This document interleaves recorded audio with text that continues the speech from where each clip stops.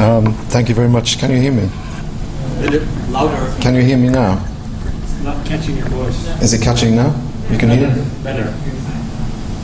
I have to virtually eat the microphone before. Maybe this one's better. No, it's okay. No. We can hear it. You can hear now?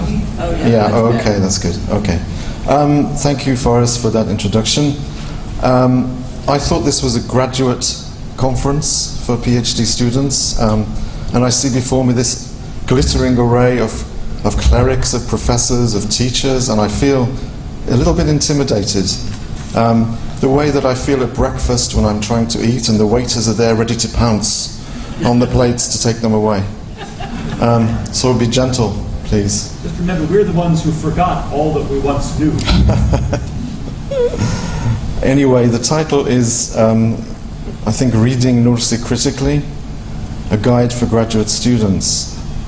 And I'm guessing that PhD students the world over are familiar with that dark and daunting phrase, "Where is the critical thinking in your work?" Or, "This chapter needs much more critical analysis."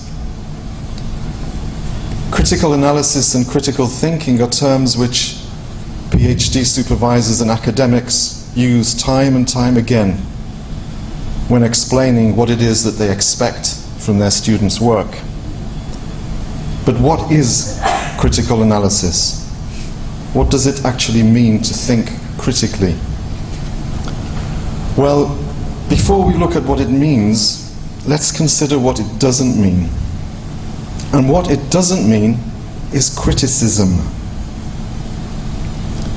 If ever I have to explain to students what critical thinking is, 9 times out of 10, it's because they are confusing it with criticism.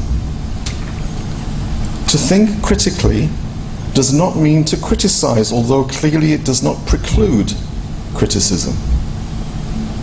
So critical analysis, critical thinking, what do they actually mean? Defining the terms is not as easy as you would think. And explaining them to people who may have undergone educational and pedagogical experiences in which, for whatever reason, the skill of critical thinking has either been glossed over or ignored is even more difficult. Out of the 40 plus students that I've had the pleasure to supervise at PhD and at master's level in the past 2 decades, my guess is that maybe 80% of them come with first degrees gained in the Middle East and or Muslim majority countries. And while it would be tempting to say that the provenance of these students is key in determining their understanding of the term critical thinking, it would be simplistic and it would be reductive. Producing work that is devoid of critical thinking is not unique to these students, and it's not peculiar to students with any particular geographical background.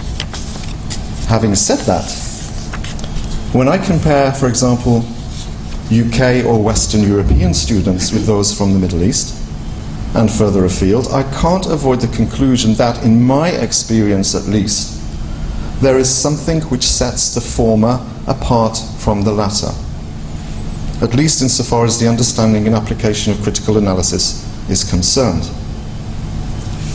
Furthermore, and I know I risk being lynched for suggesting this, and I hope there are no water cannons or pepper gas sprays around, it would seem to hold true for the most part that it is those students with the more traditional educational backgrounds who find the notion of critical thinking the most problematic. I'll return to that later.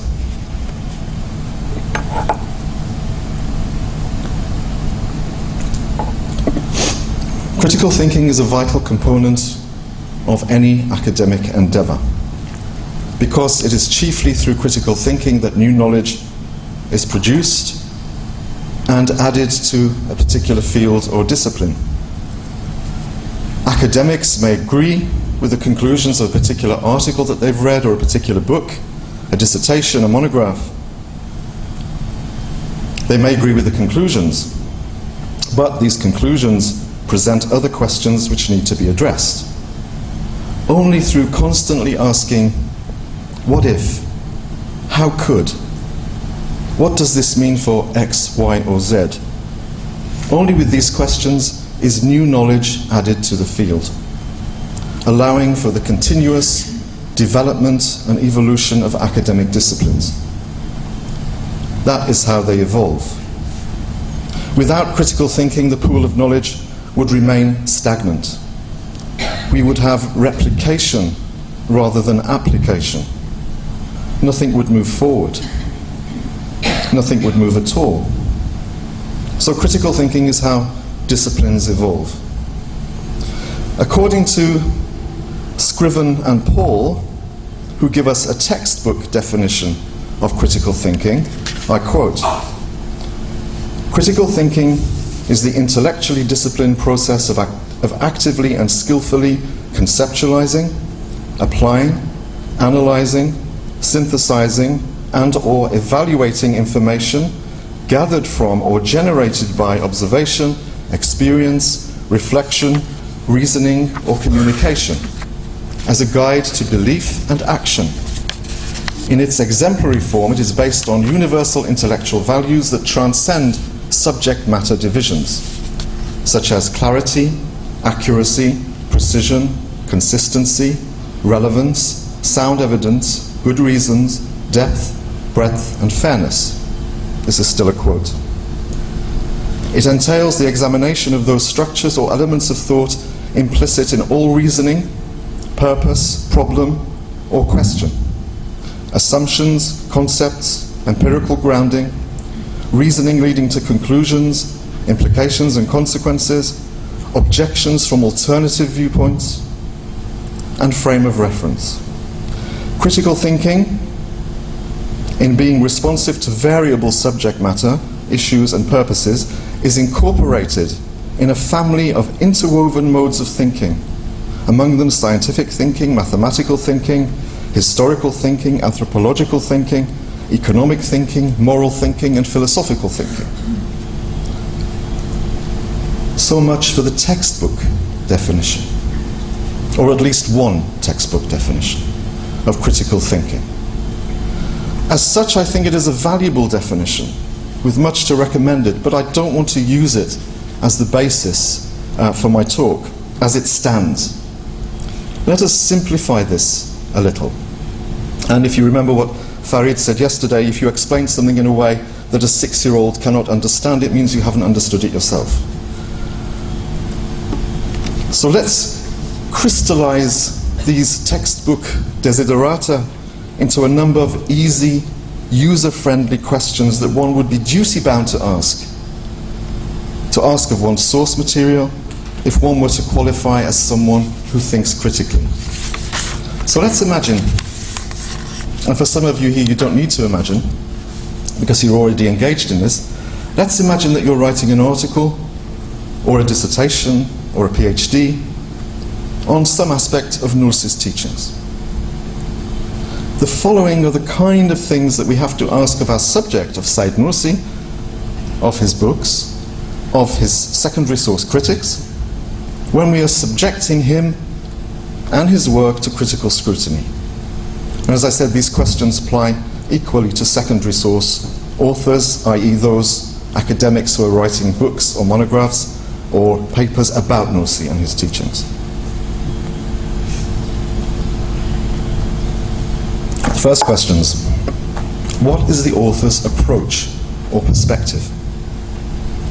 Is there another theoretical or philosophical approach which might have been taken? These are two questions, our first two questions.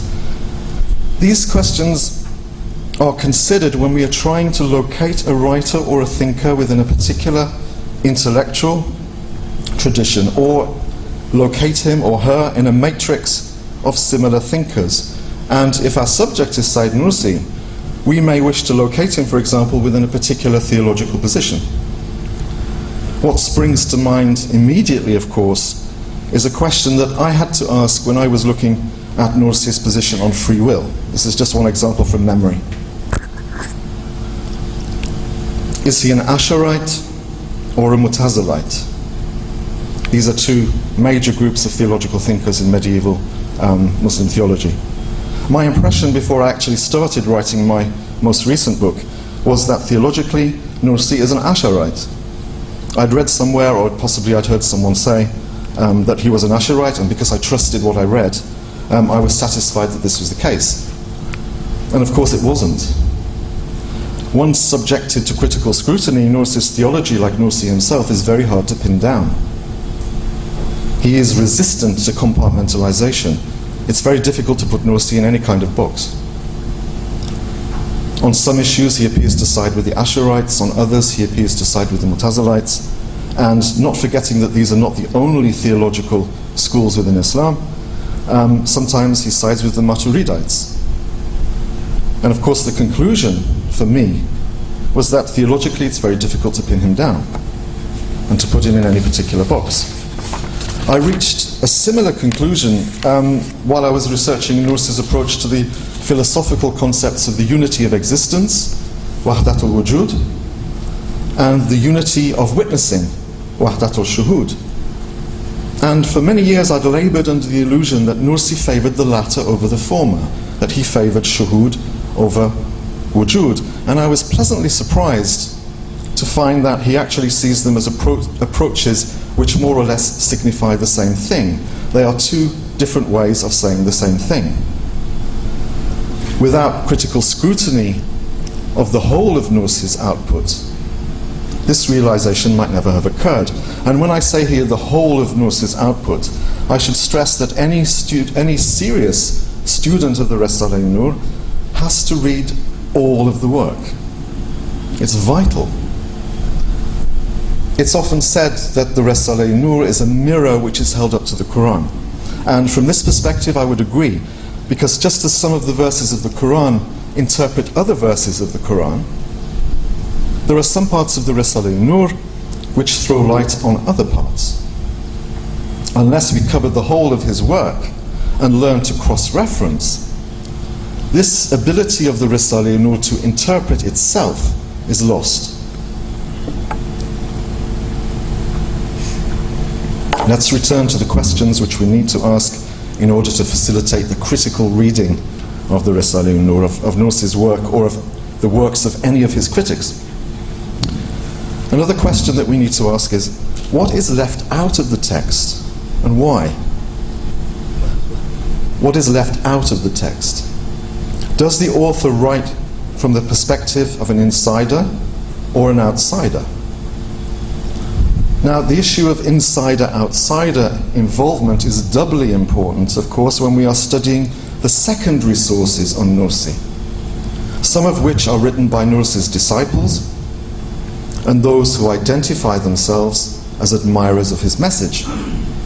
If the work has been produced by one of his followers, how does this affect what goes into the text, and how does it affect what is left out of the text?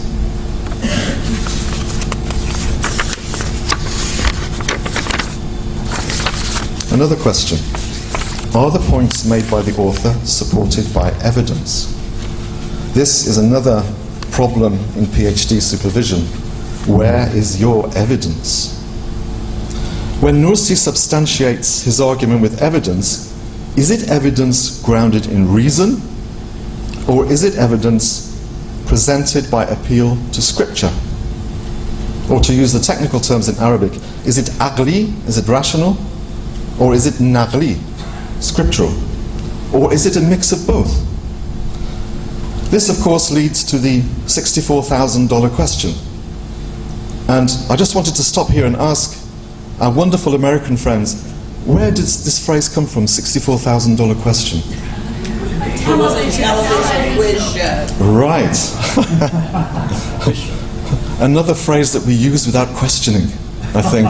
We need to think critically when we adopt these phrases from you guys. This leads to the $64,000 question, although with inflation it's much more these days, I would imagine. Does the author use valid reasoning? Are the arguments that he uses, or she uses, sound, or are they fallacious?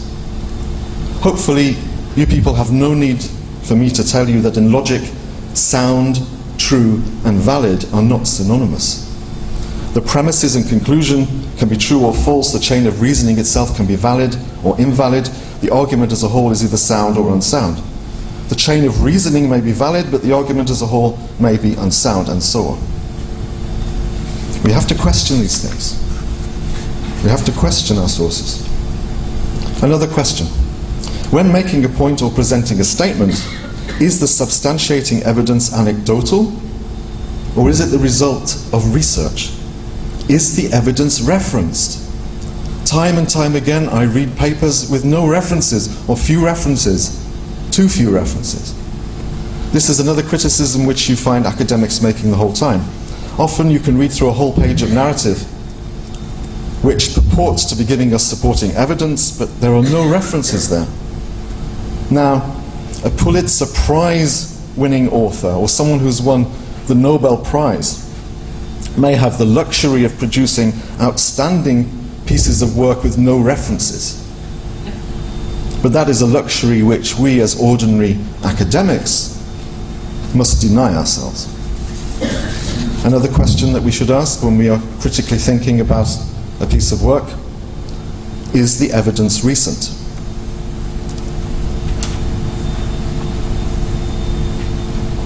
In and of itself, of course, recentness is not a cast iron indicator of soundness. However, if there is work which has been done which is of major academic significance, of major intellectual significance, it would be foolhardy to overlook it. And so we need to be aware of the recentness or the antiquity of references, both in the works that we read and in the works that we produce. Does the writer present opinion as fact? This is a difficult one. Manchester United is the best football club in the world. No. Is clearly an opinion rather than a fact. Actually, the fact of the matter is that Chelsea is the best football club in the world. we can leave that argument for another time. Another question. Have the assumptions made by the writer been made clear to the reader? In other words, do we know where the writer is coming from? Another question. Is the author consistent within his own frame or frames of reference? Here, of course, we're concerned with contradiction.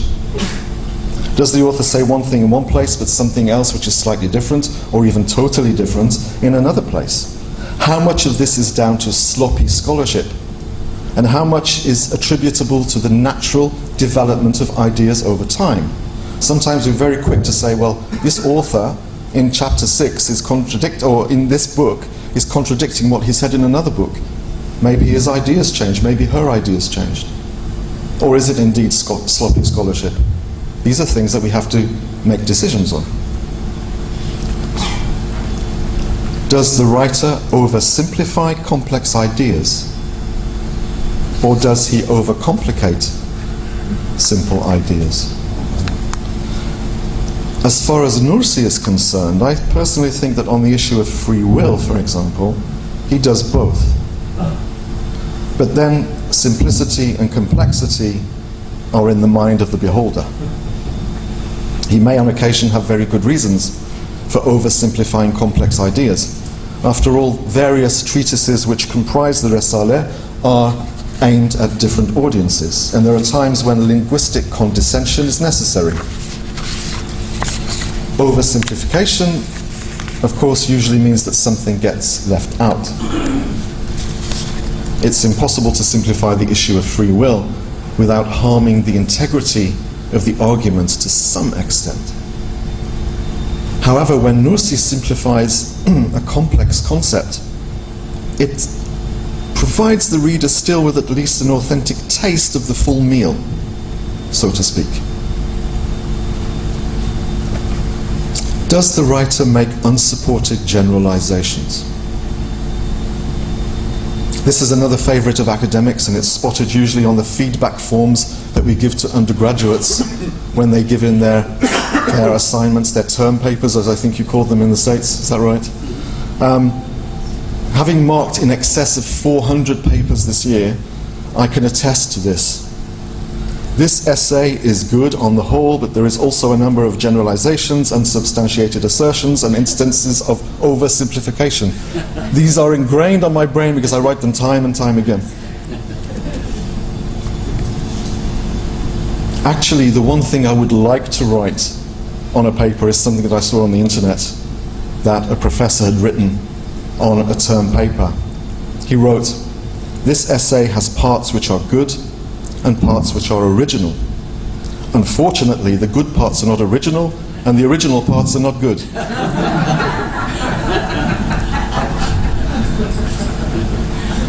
I would dearly love to write that. Another question. Does the writer make reasonable inferences? Does he or she represent the ideas of others accurately? Does he or she represent them fairly? Does the writer use unfair tactics of persuasion, such as appeal to prejudice or appeal to fear? Does the writer distort the ideas of others or present them out of context? For example, Nursi is known for his criticisms of a number of medieval scholars, and I'm thinking now off the top of my head of Farabi, Ibn Sina, and Ibn al-Arabi. Are the issues on which he upbraids them presented out of context? Does he present these figures in a way which gives us only a partial picture of them? These are all things that we need to consider. Another question, how do we characterize the writer's tone? Does the tone of what we are reading affect our response to the text? If we're thinking about Nursi here, tone is very important. Tone can speak volumes about personal situation, about historical context, about possible states of mind, and the possible audience. Our response to a seemingly harsh tone may be equally harsh and unforgiving, and only by analyzing the work critically can we escape reckless judgments about the state of the author's mind at the time of writing or about his intention. Does the writer's language, tone, or choice of examples reveal any biases? Thinking here particularly of secondary source material. If so, do the writer's biases reduce his or her credibility? Do our reactions to the author reveal our own biases? If so, how do we ensure that we do not reproduce these biases in our writing? Does the text challenge our own beliefs, values, and assumptions? And if so, how do we deal with our author fairly? These are some of the questions that we have to consider when we think critically about an author and about the author's writings. So many questions, and this is not an exhaustive list. But when students are being asked to think critically, it is because 9 times out of 10, they've produced a narrative which lacks questions. It questions neither the subject of the study nor the sources used. The writer accepts without question what he or she has discovered in the sources. Now, acceptance is okay, as long as it's not unquestioned acceptance.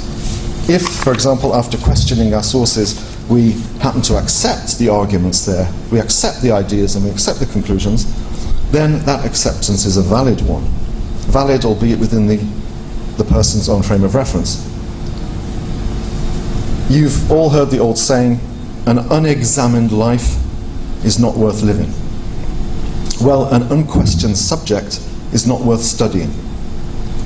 Without the necessary ingredient of critical thought and analysis, anything we produce is really not worth the paper it's written on.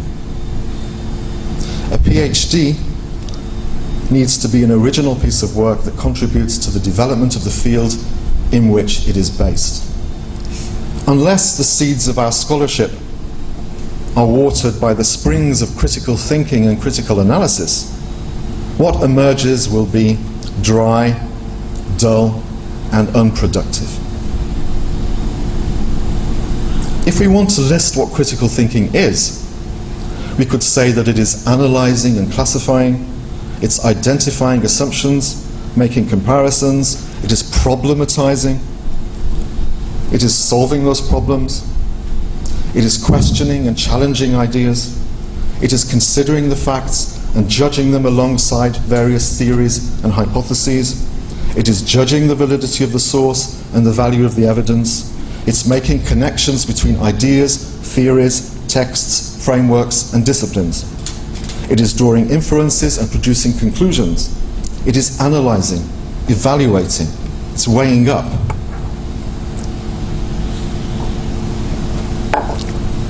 When these processes are missing, what are we left with? We are left with, and I've seen this so many times, a narrative that does not transcend the descriptive. It's just description. At best, it's a summary of someone else's text, supported, if at all, by a rehash of theories learned in class. Or worse still, a series of unsupported opinions, shot through with unsubstantiated assertions, generalizations, and instances of oversimplification. To repeat the phrase which I write time and time again on undergraduate essays. Now, let me go back now to this issue of inability, or at times unwillingness, to engage critically with authors and their texts. I'm pulling no punches here, as they say. Most of the problems that I've encountered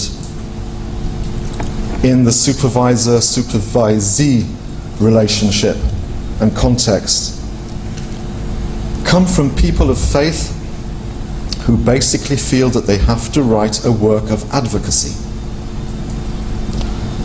Now, works of advocacy are all well and good, but as I tell them, save your work of advocacy until you've written your PhD, until after.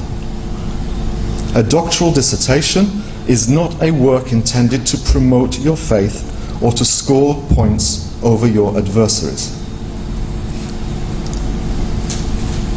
The inability or the unwillingness to think critically has many reasons, of course, not least the deficiencies which inhere in educational systems where, at the lower levels especially, rote learning predominates, memorizing predominates, or where inordinate esteem is accorded to the teacher, to the class, who is a figure of authority and of course must be respected and never questioned. To enumerate the reasons behind the difficulties that some students have with critical thinking would of course take too long, but it is worth dwelling, I think, on one particular issue. It's one that some will find quite trivial, but it is one nonetheless which I think is worthy of significance.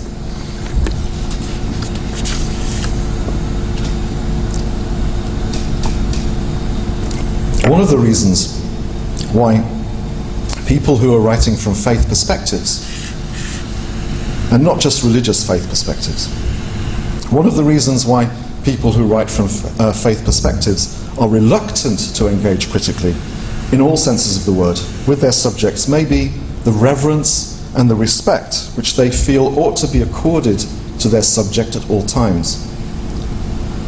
One student who shall remain nameless, and they're not here today, many, many years ago, was writing a dissertation with me, for me, on Nursi, and today he recalls how difficult it was at the time for him to refer to the author of the Risale-i-Nur as anything other than Bediüzzaman Said Nursi, or even more respectfully, Bediüzzaman Hazratleri, or Ustad, which means teacher or master.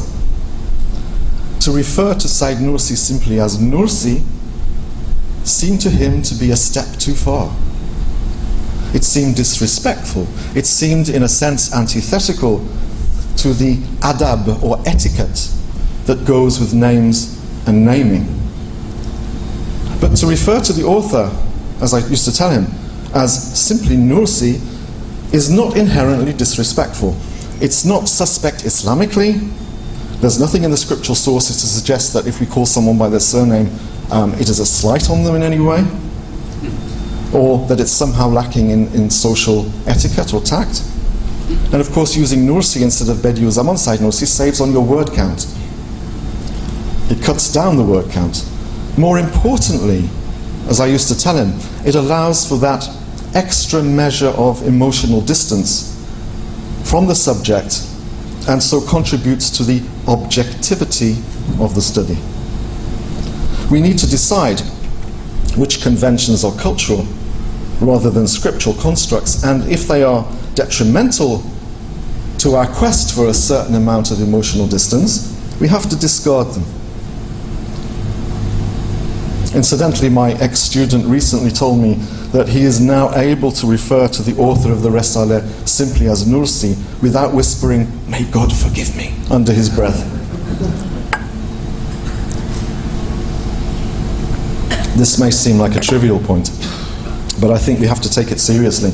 If a student is so in awe of the person whose works he is studying that he or she cannot bring themselves to refer to that person by the surname only, what likelihood is there that he will be able to subject that person's work to critical scrutiny? If you can't call an author by their surname because you think it's rude, how on earth are you going to be able to think critically about their work?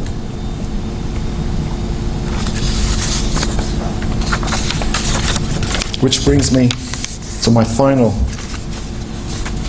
section, and that is criticism, or criticizing scholars.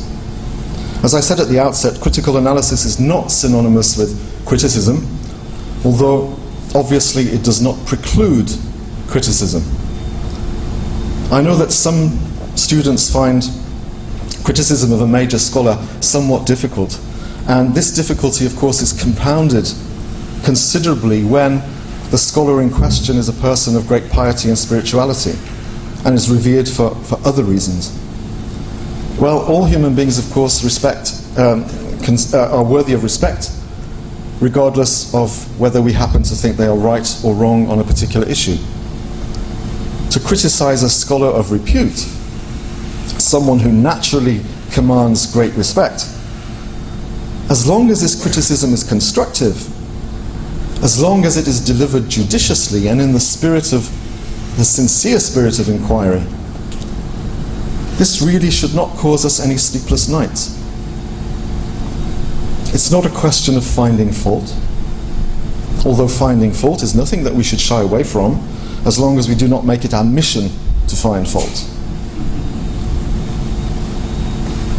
Besides, great scholars of piety and spirituality have very thick skins. And the Quran itself finds fault with the prophets. And if prophets can make mistakes, of course so can scholars. On this particular score, no one is immune and no one is infallible. Nursi himself had absolutely no problem criticizing fellow scholars. As I said, Ibn Sina, Farabi and Ibn Arabi are three notable examples.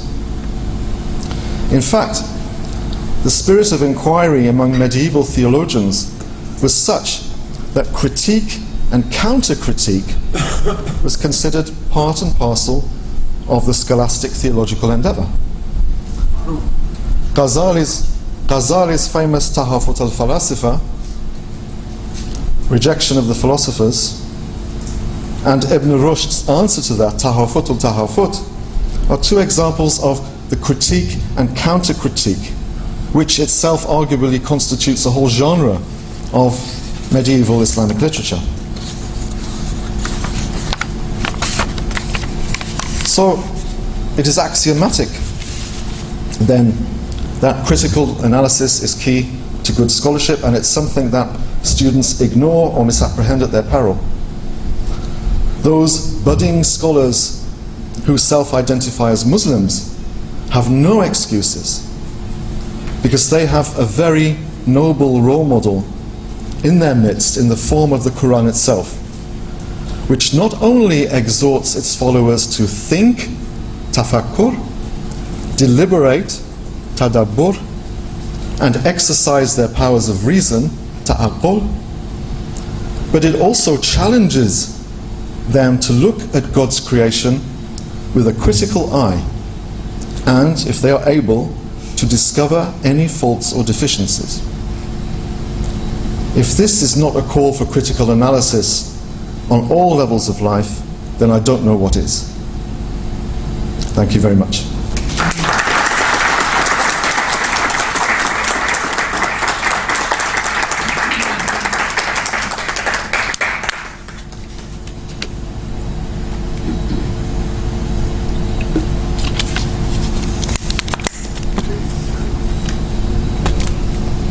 Do I choose who questions me or does someone else? No, you will do that. Does. Yes. This is one of my PhD students, and none of this applies to him. He is perfectly adept at thinking critically. I kept on saying, give me him, so it doesn't apply to Badu as well.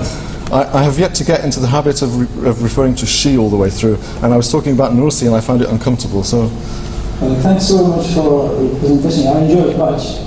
Although we have discussed a lot with those issues, but I mean, when you talk about advocacy of faith-based students, having accepted the fact, there is, your observation will be, there is an element of advocacy in the faith-based students, or the most so-called, how do you call it,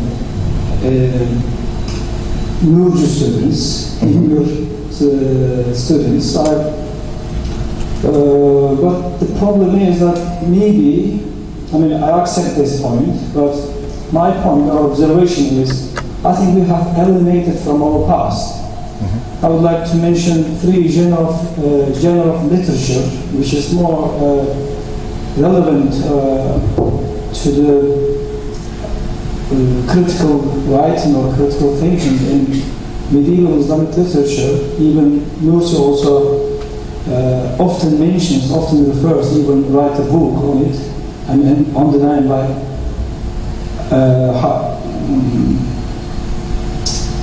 Sharh, which is commentary on the book, like Sharh al-Bukhari, Sharh al-Hidayah, a lot of books written on this genre, which is, completely is a critical writing. And the second one is Taliqat, which is also, Taliqat is something written, critically written on the Sharh of the book, on the commentary of the book. So we have a commentary, and then we have a commentary on the commentary. Yeah. Then another commentary. Another commentary, which is Hashia, which is also critical thinking, which very interesting. But I think we have alienated from our past. That's why, this is something that we have to accept. That's our weakness. We have to think carefully, and we have to go back.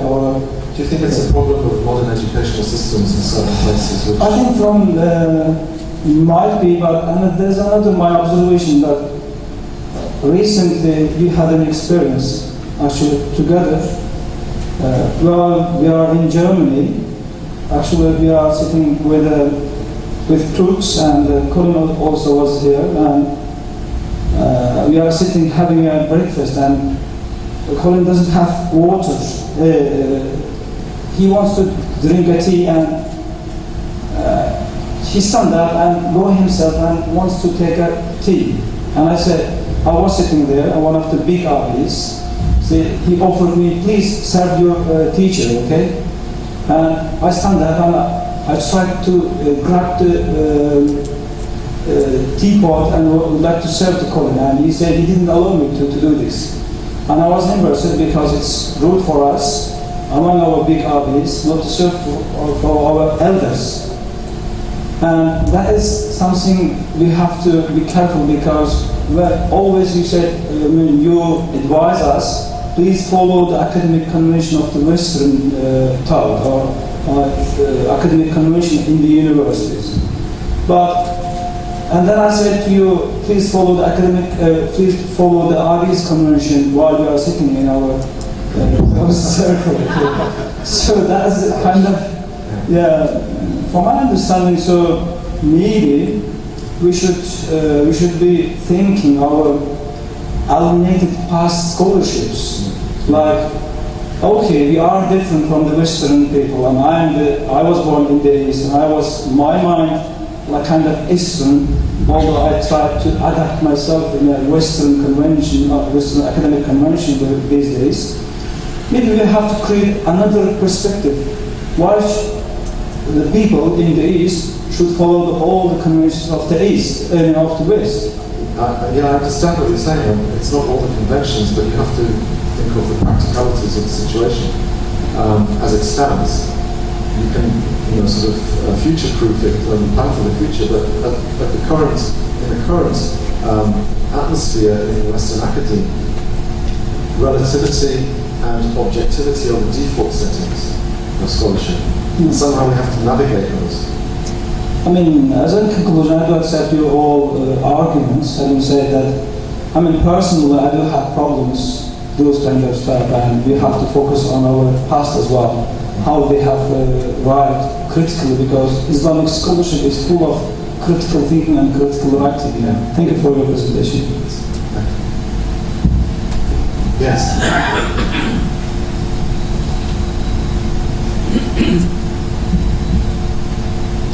Thank you, and I think your speech should be given to all PhD students regardless of the field that they're in, the principles you laid out. So this is another $64,000 question. Would you, as an Islamic scholar, or are there Islamic scholars that are subjecting the Quran itself to the kind of critical thinking that you're advocating for nurses' work? And if not, why not? Or if so, could you tell us more about that? I think there are scholars modern scholars who are subjecting the Quran to hermeneutical scrutiny, trying to understand and trying to produce commentaries on the meanings of the Quran. And there are some who do engage with the Quran critically. I think they're thin on the ground because contemporary Quranic commentary is not that rich or vibrant a field. But there are people who are working, for example, on the anthropology of the Quran and who are looking at the Quran from various different social scientific perspectives. But clearly we don't have the vibrancy and the dynamism that exists, I think, in the Christian tradition or in the Western tradition of Bible analysis. Farid.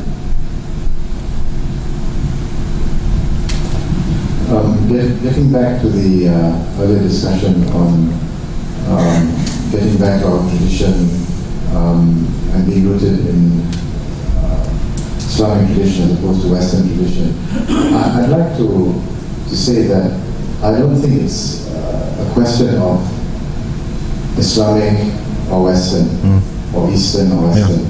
I think we have to be very careful to avoid falling into that way of thinking in terms of dichotomies.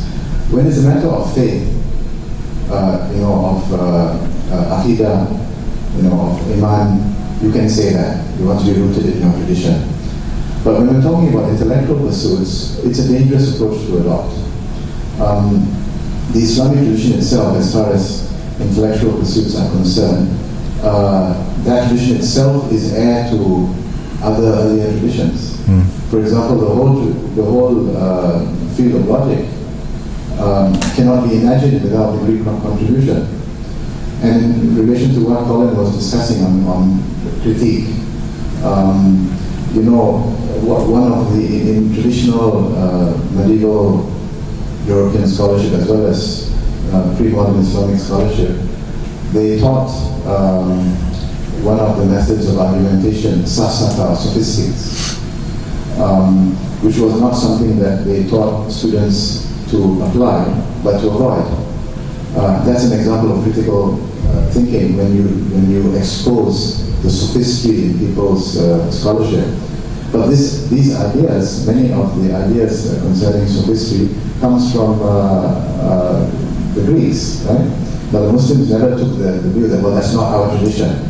Because they understood that the different methods of argumentation, whether it is dialectics or demonstration, rhetoric and so on, this is simply, they simply have to do with the way the mind works, whether you're a Muslim or a non-Muslim. So in this sense, we will not make a distinction between an Islamic tradition and a non-Islamic tradition. We just simply use what is good and useful. Now, if we were to continue with, to learn logic, we should go to the Islamic tradition, but we cannot ignore what Western scholarship has added to the discipline of logic. This argument also applies to concepts. We must understand the Islamic tradition as far as concepts are concerned, but we cannot ignore the Western contribution as far as concepts are concerned. For example, the concept of ideology is indispensable in anthropological, sociological studies, psychology, history, philosophy.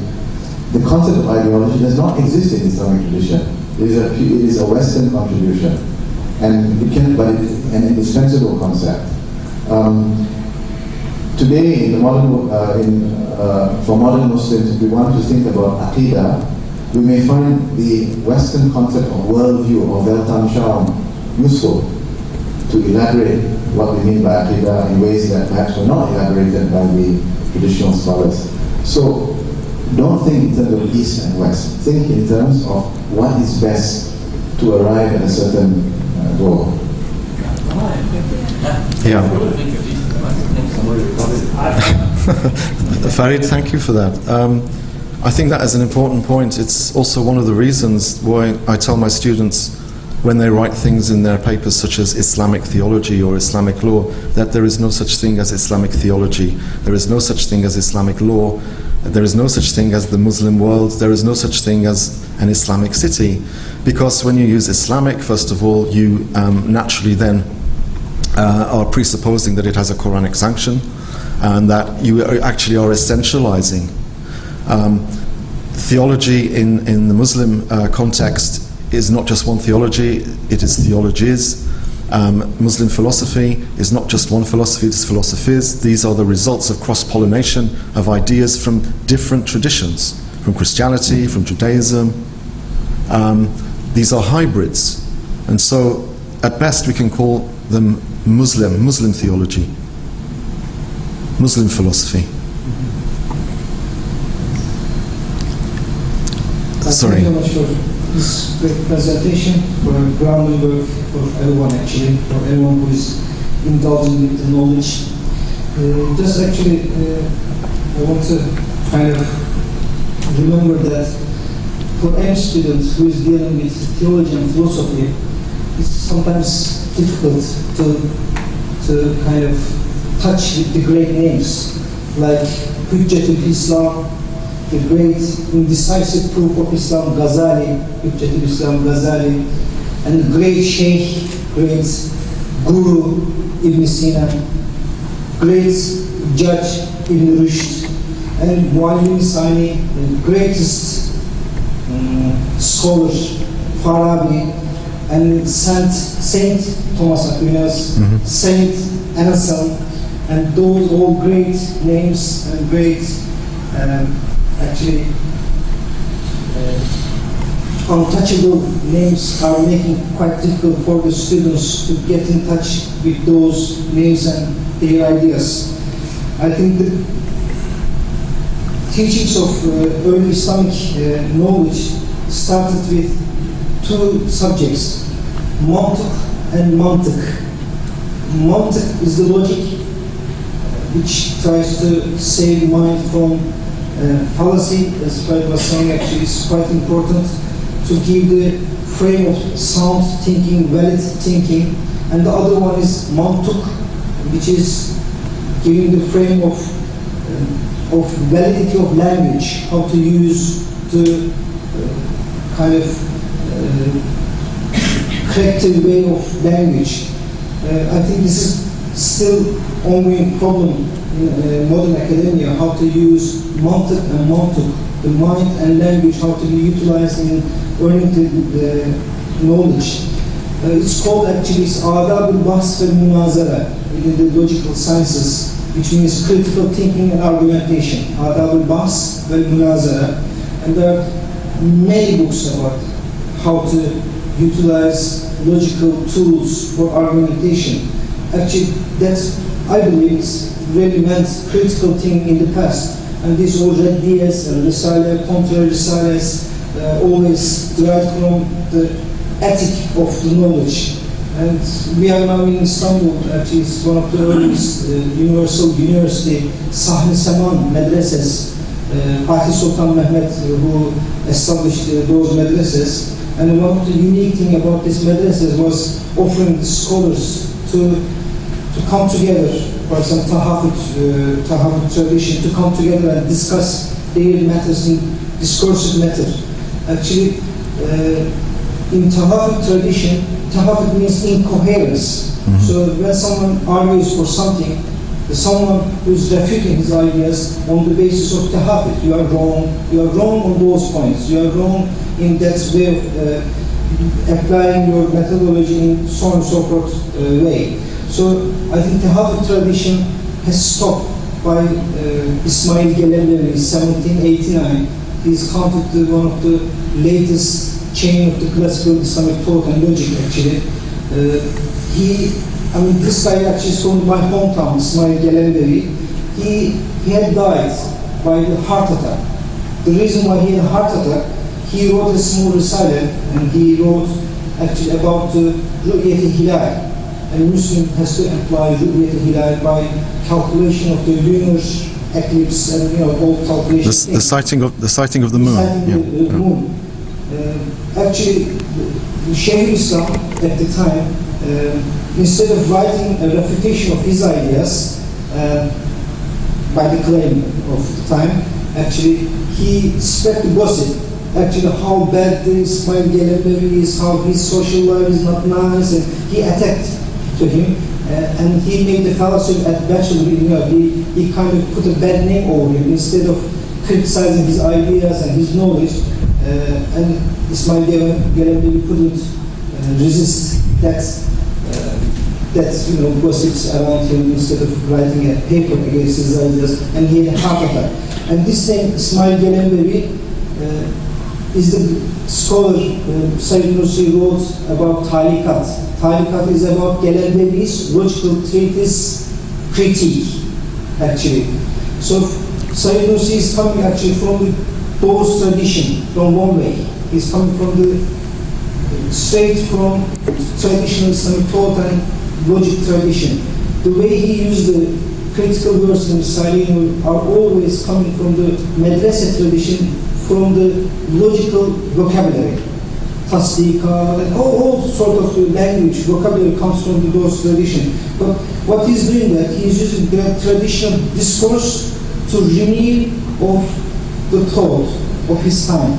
So in his books, for example, Munazarat and Muhakemat, actually, for me, both of them are very critical thinking examples of thought. Munazarat and Muhakemat are criticizing the old history of Islamic thought in one way. He's coming from the tradition, but he's very delicately criticizing the ideas of the past. And I think in the Munazara, one of the last words in his Munazara, he was saying, don't take my words without putting them in critical way of thinking, without putting them in a delicate balancing way. So don't take my words. He's finishing his book by saying that. So think about it. If you think it's a reasonable, rational, take it.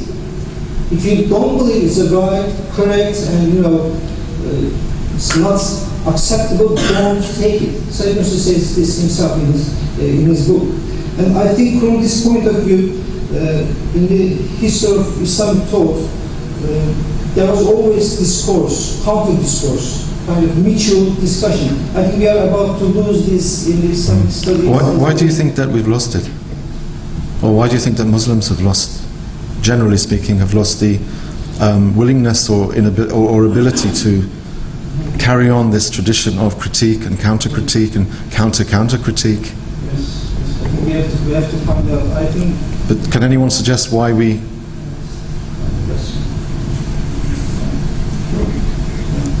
Yes.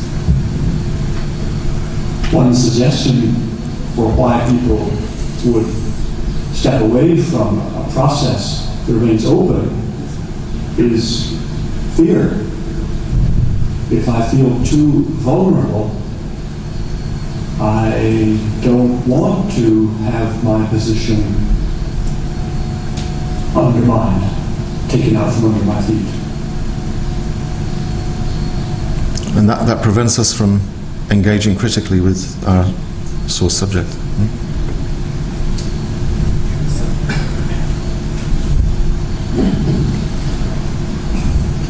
I won't repeat all of the praise that is due to helping students to think and write critically. I think that's a wonderful contribution, particularly to this conference. I want to make a theological statement, and it will be controversial. In order to understand the difference between Western development of critical thinking, not simply in the Enlightenment and after the Enlightenment, but also within the history of Christianity in the patristic period and the medieval period, I think we need to take very seriously the Christian doctrine of the Logos. Logos, the Greek term, can be translated as reason, as word, as thinking, and so forth. But in the New Testament, particularly, for example, in the Gospel of John, God has created the world through the Logos. This is a statement that is repeated in diverse kinds of literature in the New Testament. And in John's Gospel, the statement is, the Logos was the light of all human beings who came into the world. Now, this implies theologically that human reason, human openness to reality, is something which is God-given, which is already a kind of participation in the reality of God, the Creator. This is perhaps not the same thing as Nurse's idea that we are the beautiful names of God written small, microcosmically, and reflecting as a kind of a mirror the richness of God, of Allah. But this is a participation which invites the using of our reason for understanding God Himself. And this was reflected right at the beginning of Christian theology, for example, in the apologists. Those early writers who engaged Greek philosophy, saying the best of Greek philosophy was learned from the Christian revelation. And that's an outrageous and unsupportable claim. But it indicates that they thought that reason was not alien to revelation. And then we come to Anselm, St. Augustine and St. Anselm's idea of faith. Theology is faith seeking understanding. That faith loves its object, and just like a lover seeks to see the beloved, so a true faith, a lively faith, not a dead faith, but a lively faith, will seek ever deeper understanding, knowing that comprehension is impossible, but wants to see more and more of what he or she believes. Then, as Colin very, very nicely pointed out, the very structure of scholastic theological debate was debate structure. The hypothesis would be thrown out, would be then critically pro and con, and then a resolution would be offered, and in response to the criticisms, it was an appeal to reason. And then when we have the 14th century, the nominalist critique of scholastic realism in philosophy, from Duns Scotus and William of Ockham. We have a massive critique from within theology of the whole damn theological tradition before it. And then, of course, the whole thing becomes secularized with the Enlightenment, and then the great figures of Immanuel Kant, and then the great critique of religion with Feuerbach, Nietzsche, Freud, and so forth. And then the critique of modernism from postmodernist writers. So this is a deep, deep tradition in the West of critical reflection, and my suggestion, and this is Muslim Christian debate in a, not simply being polite, but this is a challenge. Does the difference possibly lie in the very doctrine of God between Christianity and Islam? That for Islam, the word God cannot be differentiated as Father, Son, and Holy Spirit, but in Christianity it can. And there's a place for the Logos, both in God and in God's creatures. That gives reason a whole different place. Not ein Vorschlag, only a suggestion. Yeah, I think it's a very good suggestion, and I think that it resonates with us because we see in the Islamic revelation signs which envision the symbiosis between revelation and reason. When the Quran talks about thinking, deliberating, and actually using one's powers of reason. And we see that this symbiosis was engaged with by the medieval scholastic theologians and philosophers. And from that, of course, there is emerged a tension between reason and revelation, but also a reconciliation between reason and revelation. The fact that reason and revelation can work hand in hand, and that revelation can, in a sense, confirm what reason discovers, and reason can also confirm what revelation provides or gives to us. Why that was lost, why our ability to run with that, so to speak, was lost. Again, I think it is multi-causal, multifactorial, and it really does need to be addressed. But thank you for that. That was an excellent overview of the position in the Christian tradition. Colin, can I just echo, this was a very helpful paper, and I do think it'd be good to make it widely available and to really do make sure that we share it widely on the internet. I would love a copy of it and so on. It was very helpful, I think. When I was editing Globalization, Ethics and Islam, which was one of the conferences organised by Foundation, I looked at something like 40, 50 papers. Yeah. And it was hard, I mean, I'll be candid, it was hard work selecting those which were publishable. And to be honest, please be, what please. I say, but there are some essays in that volume which are still significantly weak. And the problem I found as I was working through them, reading them all, was a lack of structure, a lack of arguments. It was almost as if they wanted to share everything they knew about the Risale and globalization or whatever. And it was almost dumped out there. It was sort of a big dump.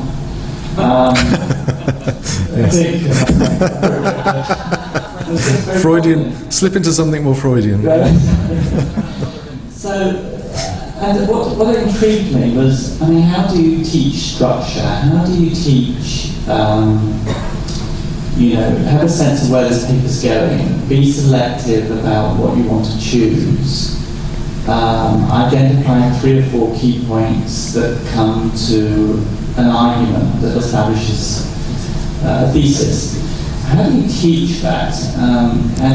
And then we sort of flirted around the issue of why is it And I accept entirely that historically there's a deep tradition of critical thinking in the Islamic tradition. In fact, I think in many ways it modeled it, and much of the West learned from it. But certainly over the last 50 years, there is a local problem of certain cultures. Well, no, I better stop there. Well, no, I mean, I sort of skirted around that, and I said I wouldn't pull any punches. There is a local problem. But I can't put my finger on the exact causes. Is it the post-colonial education system? Is it the tradition of rote learning in oral cultures? Are we living with the residue of that? Is it just the fact that in certain parts, authority figures still carry a big stick, so to speak, and still carry a lot of weight and are accorded esteem and respect? When I was growing up in England, the teacher, the policeman, and the doctor, these were three authority figures. And you couldn't really question. You can't question a policeman, you don't question a doctor, and you don't question a teacher. That has fallen by the wayside, thankfully. Some people will say, overly so. But do you think that may be one of the problems because of this sort of bowing down at the altar of authority? I don't know. It's a combination of things.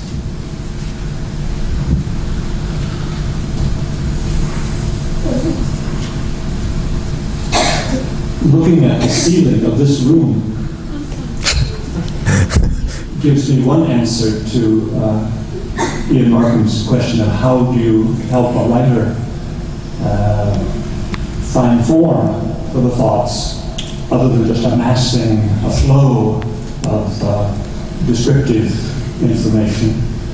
It helps if you decide what is central and what is supportive, and what is, look at the panels on the side wall, what is informative, but it does cohere in a rectangular structure. I think when you're writing and you get lost in words, it can be very helpful if you stop and make a picture, a scheme, a diagram, a blueprint. That's very helpful.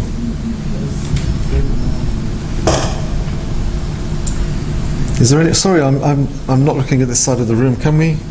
And then come back to David. Sally is helping you.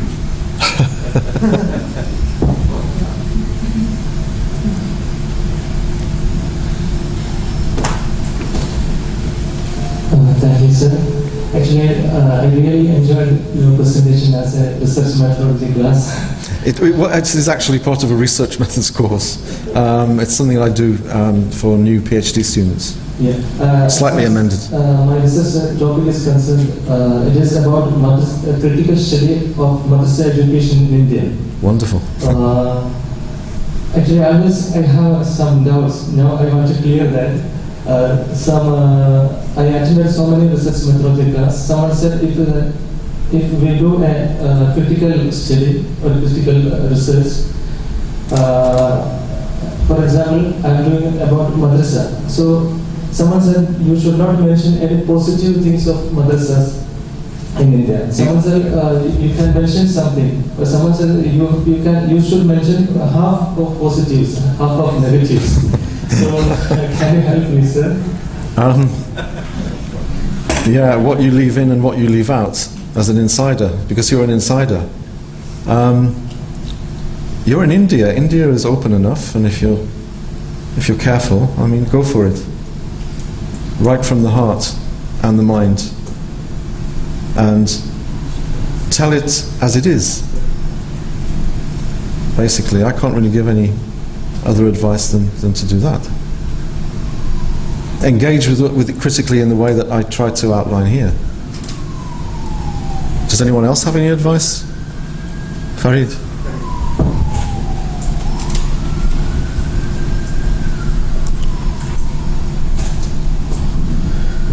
see, I'm very sympathetic to the questions that you and others are asking. And it relates to how we have arrived at this situation. And I think Colin had mentioned something about the nature of post-colonial education, both in the West as well as outside of the West. There is an alienation from tradition. We don't study logic in university unless you are perhaps a philosophy student. Whereas in the past, everyone would study the basics of logic. So in the universities, in the faculty of arts and social sciences, in most universities around the world, most students would not even be taught how to define things. They won't be taught the definition of definition, for example, unless you happen to be a philosophy student. Then maybe you will have such instruction. So there's that alienation from tradition. In the Muslim world, part of the problem has to do with Eurocentrism or Orientalism, where our traditions are marginalized. So that is an added problem. We can, of course, as Colin said, the problem is multicausal. But having said that, I think we fail our students in the sense that we don't teach them the basics of thinking. For example, when Colin said, you said tell it like it is, right?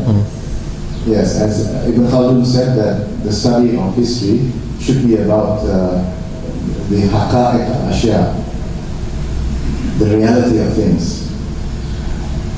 Now, when we talk about the reality of things, when we talk about telling it like it is, we should be telling our students that when you are talking about anything, about any phenomenon, you are either talking about what the thing is, its definition, or its nature, its characteristics, or you are talking about where it comes from, its origins, or you are talking about the impact or the function of that thing. And it's interesting, you see, it's a very simple thing that I'm saying, right? Whatever you may have to say about anything in the world, any phenomenon, will come under one of these categories. Its definition, its origins, its causes, its function. These are some basic things which are simple to understand but are never taught to students. And so they find it very difficult to approach a research question. And of course, some of the basic things you can find from Aristotle's logic, about the categories and the methods of logic and argumentation and so on. These are basic things that should not be confined to students of philosophy, but should be taught to everyone in the sciences, in the humanities and the sciences and the social sciences. So we have a larger problem, in other words, of the very structure of our education system.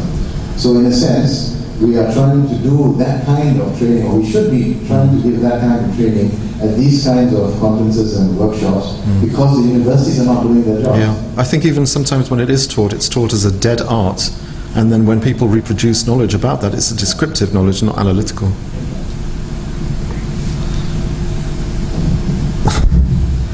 Conflict of interests. No, it's okay. Yeah.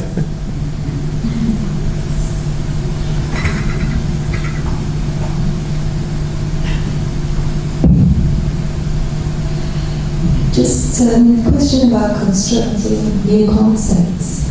I know that as a student that you're always being taught to substantiate what you say, bring in lots of references and so on, and that's not a problem, but when you come to the point that you want to give your own idea, so as a result of other ideas which you've examined, you come with a new idea and you say this is your own idea.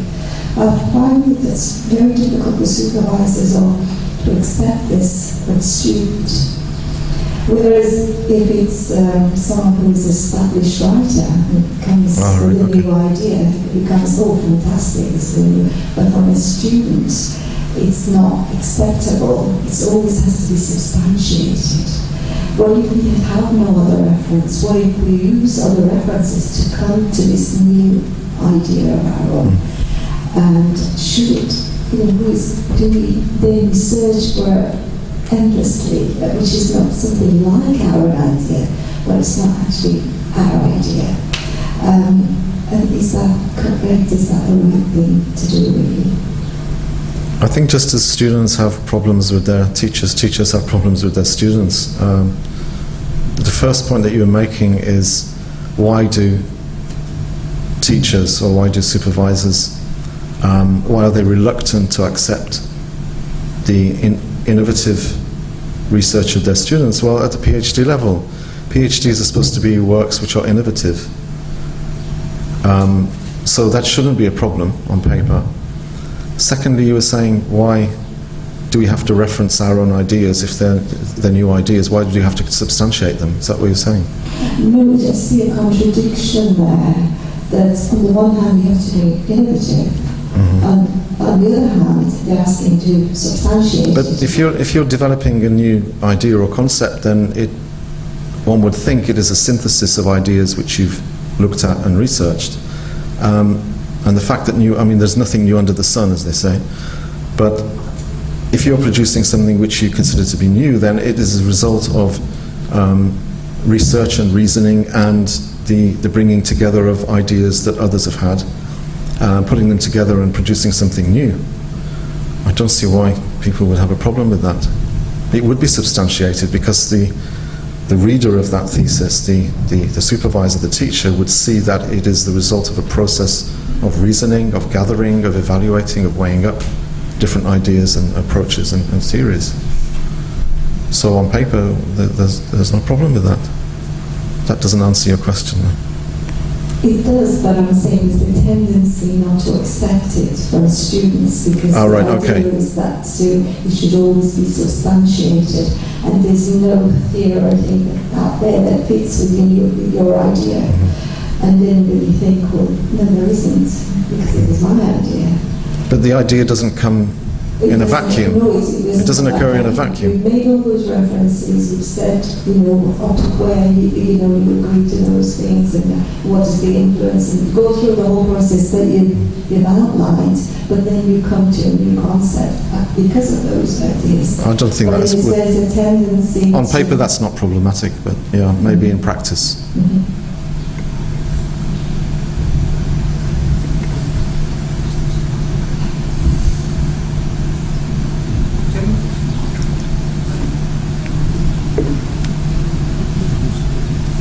To just maybe see the picture of what you're saying, we should actually call the witnesses as a reference. That these witnesses can come from the past, or these witnesses could be yourself. I think the whole idea is just to put the witnesses in the right place, what they are saying. So without a witness, there's no much chance you can really prove your point. Really. Yeah, you're saying that to be a witness to yourself would not be enough.